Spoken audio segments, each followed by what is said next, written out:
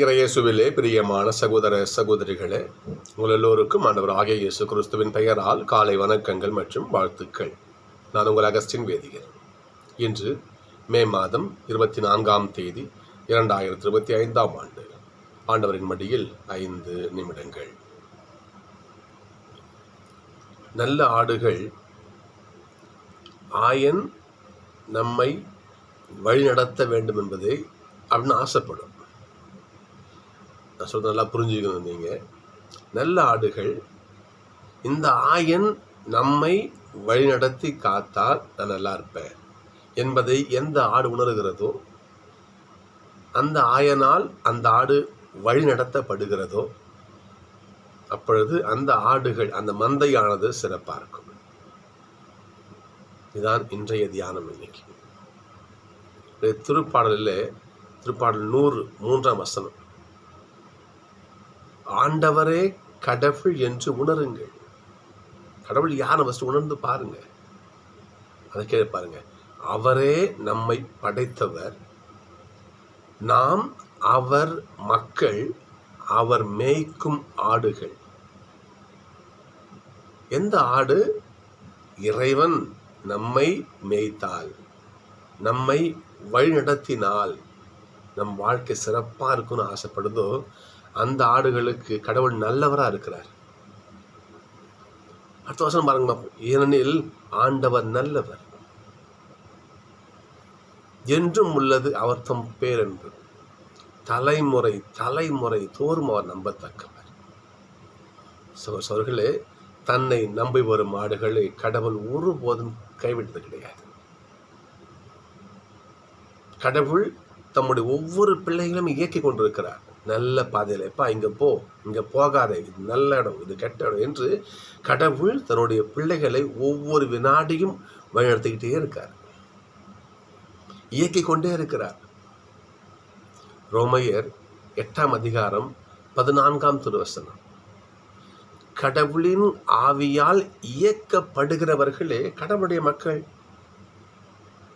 போல் சொல்றார், எவன் ஒருவன் கடவுளால் இயக்கப்படணும், கடவுள் அவனை இயக்கணும், கடவுள் அவனை மேய்க்கணும். தன் மந்தையாகிய ஆடுகளை கடவுள் நல்ல மேய்ச்சல்.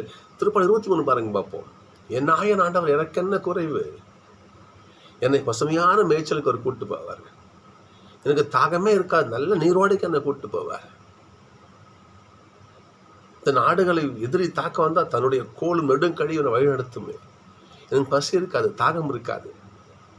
ஏனென்றால் என்னுடைய மேய்ப்பர் ஆண்டவர், என்னை இயக்குகிறவர் ஆண்டவர், எனக்கு வழிகாட்டுகிறவர் ஆண்டவர்.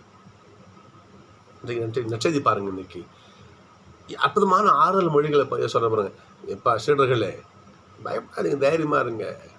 ஏனென்றால் இன்னைக்கு உங்களுக்கு கஷ்டமாகுது இல்லையா? ஏன்னா எல்லா மக்களும் நம்மளை வெறுக்கிறாங்க. உங்களை வெறுக்கிறதுக்கு முன்னாடி என்னை வெறுத்துட்டாங்க. பயப்படாதீங்க, நான்லாம் இப்போ நான் இல்லையா? ஏன் நீங்கள் கவலைப்படுறீங்க? என்னையே துன்புறுத்துறாங்க, உங்களை விட்டுருவாங்களா? உங்களும் துன்புறுத்துவாங்க. தைரியமாக இருக்கு. ஒரு தலைவனுடைய கைட்னஸை வழிகாட்டுதலை பாருங்க. என்னையே கஷ்டப்படுத்துறாங்கப்பா, உங்களுடைய தலைவன் நான், போதகர் நான், ஆண்டவர் நான் அப்படின்னு சொல்லிட்டு என்னையே அவங்க என்ன பண்ணுறாங்க, இந்த அளவுக்கு கொண்டு போகிறாங்க, உங்களை கஷ்டப்படுத்துவாங்க. தைரியமாக இருங்க. இதுதான் ஒரு தலைவனுக்குரிய வழிகாட்டுதல். இன்றைக்கு முதல் வாசகம் பார்க்குறோம். அற்புதமான வாசகம். தூய பவுலையும் அவரை சேர்ந்த தீமோத்தேயுவையும் அவருடைய குழுவினரையும் தூய ஆவியார் எப்படி கொண்டு வராரு பாருங்க. பவுல், லிஸ்திராவுக்கு போ, இக்கோனியாவுக்கு போ, ஆசியாவுக்கு போகாத, அங்கே பிரச்சனை இருக்குது. இறுதியில் மாசிதோனியாவுக்கு போ. ஏன்? கடவுள் தன் பிள்ளைகளை வழி நடத்துகிறார். ஒவ்வொரு வினாடியும் இங்கே போ, நல்லது நடக்கும், இங்கே போகாத, கெட்டது, பிறகு பார்த்துக்கலாம், இங்கே வா என்று கடவுள் தன் ஒவ்வொரு பிள்ளையும் இயக்கி கொண்டிருக்கிறார். அந்த இயக்குதலுக்கு யார் உட்படுகிறானோ அவன்தான் கடவுளுடைய பிள்ளை. சிந்திச்சு பாருங்க சகோதரர்களே, நாம் இந்த உலகிலே வாழ்கின்ற பொழுது நம்மை கடவுள் இயக்க நாம் அனுமதிக்கிறோமா? ஆண்டவரே என்னை மேய்ங்க, என்னை வழிநடத்துங்க, என் வாழ்க்கையை உங்கள் பாத்திரம் ஒப்பு கொடுக்குறேன்.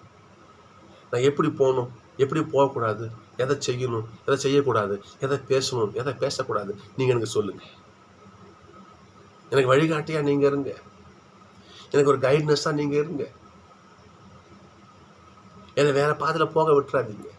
ஏனென்றால் உங்களுடைய ஆடுகள் நாங்கள்.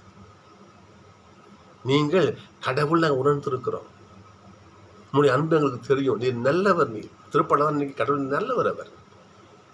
அவர் காட்டும் பார்த்து நல்லதாக தான் இருக்கும். இவ்வாறாக சொல்லி நம்முடைய வாழ்க்கையை ஆண்டவர் பாதத்தில் கொடுத்தால், நல்ல ஆயனும் பாதத்தில் கொடுத்தால் நம்முடைய வாழ்க்கை சீரான பாதையில், மகிழ்ச்சியான பாதையில் போகும். நானே வழியும் உண்மையும் என்று ஏசப்பா. எனவே அந்த வழியை அறிந்த ஆண்டவர் பாதத்தில் நம்முடைய வாழ்க்கையை ஒப்பு கொடுப்போம். நிச்சயமாக ஒரு போதும் அவர் நம்மை கைவிட மாட்டார். நம்ம பற்றிய பாதையில் போக மாட்டோம், நல்ல பாதையில் தான் போவோம். என்னுடைய ஃபாதர் என்னுடைய வெல்விஷர், என்னுடைய ஆண்மை குரு சொல்லுவார், ஃபாதர் மரிதாசன் சொல்லுவார், ஃபாதர் பெஞ்சமின் ஃபாதர் சொல்லுவாங்க, உபதேசர்களா நீங்கள் ஏசப்பா கையை பிடிச்சிட்டு அவர் கூடவே போங்கடா, என்ன பாவங்களும் பண்ணிக்கணும்னு சொல்லுவார்.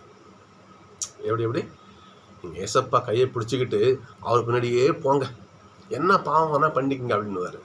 முடியுமா? ஆண்டோடைய திருவடியை பின்பற்றி பாவம் செய்ய முடியுமா?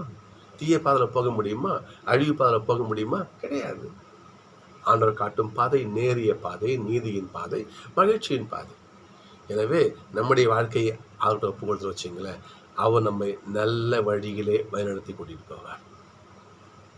திரும்ப சொல்கிறேன், ரோமையர் 8:14, கடவுளின் ஆவியால் இயக்கப்படுகிறவர்களே கடவுளுடைய மக்கள். எனவே நாம் கடவுளுடைய மக்களாக இருக்க ஜெபிப்போம். நம்முடைய வாழ்க்கையையும் நம்முடைய சிந்தனை சூழல் செய்கிற அனைத்தையுமே அவர் பாதத்தில் ஒப்பு கொடுப்போம். அவர் நம்மை நல்லபடியாக வழிநடத்துவார்.